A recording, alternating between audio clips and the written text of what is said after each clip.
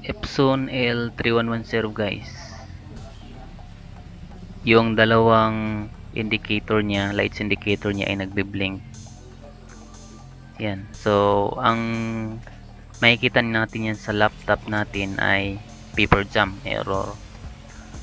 So, titingnan natin kung ano ang problema niya sa ilalim.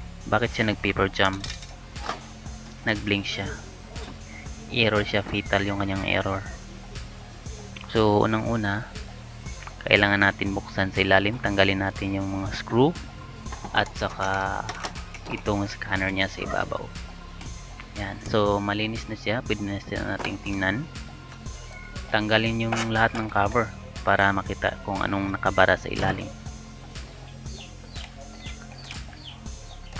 So, ang problema niya guys, no, ay ang sa kanyang flex cable. Kailangan nating palitan ng flex cable. Nakabili na tayo ng flex cable guys, no. Shout out nga pala natin si Datspen Wenceslao kung saan sa kanya tayo po bumibili ng mga parts ng Epson. Ito na po. Tinatanggal natin yung kanyang flex kasi nasugatan naputo. Malapit na siyang maputol, muntik na maputol yung flex cable na ito. Kasi nag paper jam siguro tapos yung flex niya ay doon siya sa flex nasangit siya sa flex.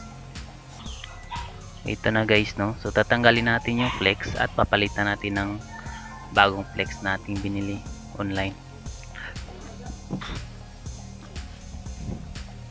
So ganyan lang gagawin niyo guys, no. Tatanggalin yung mismong yung printer head niya.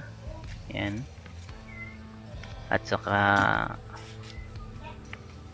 yan, aalisin yung kanyang flex. Ito yun, nilagyan natin ng tape, nag-i-error pa rin dito kasi may kunting galos lang naman.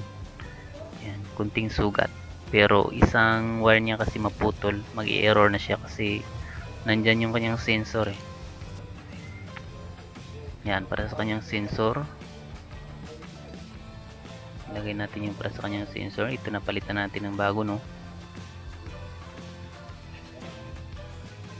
Ilalagay na natin.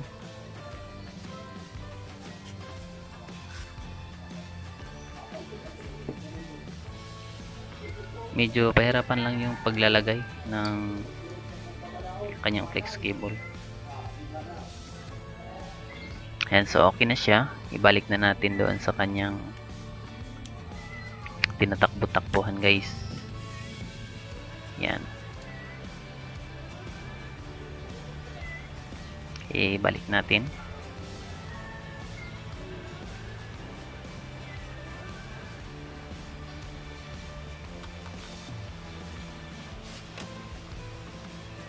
Ibalik din pati ang kanyang motor.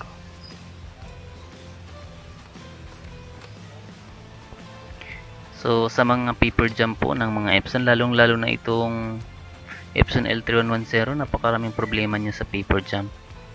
Isa sa kanyang problema guys, ito sa flex, no. Kung wala sa flex guys, tingnan niyo mabuti. Kung wala sa flex, either may nakabara na papel. Kung wala nakabara, baka sa mga parts niya mayroong natatanggal, kagaya ng kanyang spring dun sa kanyang gear. At saka yung parang yung umiikot parang gear din na manipis. Yan. Naka-sensor din kasi yun doon. So baka doon yung problema. Ibalik lang natin guys, no, yung mga tinanggal natin na mga wire niya.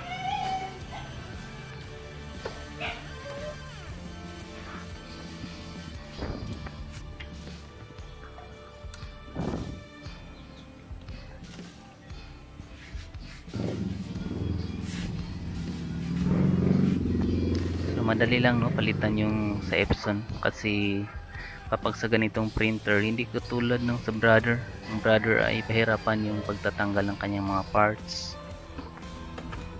Itong sa Epson madali lang kasi kunti lang yung parts niya sa ilalim.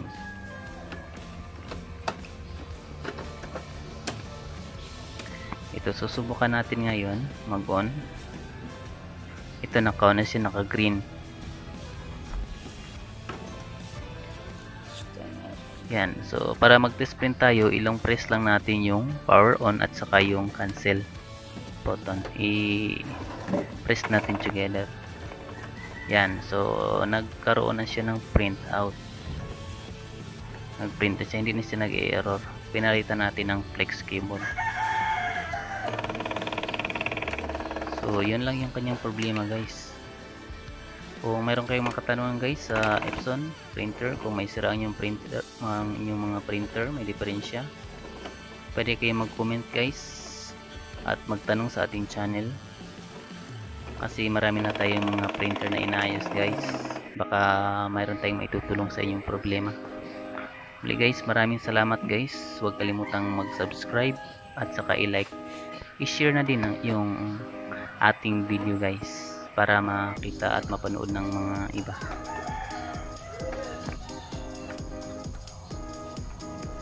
Ibalik na lang natin yung mga cover guys, tapos na kasi okay na siya eh. Gumagana na yung printer natin. So kanyang problema is flex cable problem. Kaya siya nag-paper jam palagi.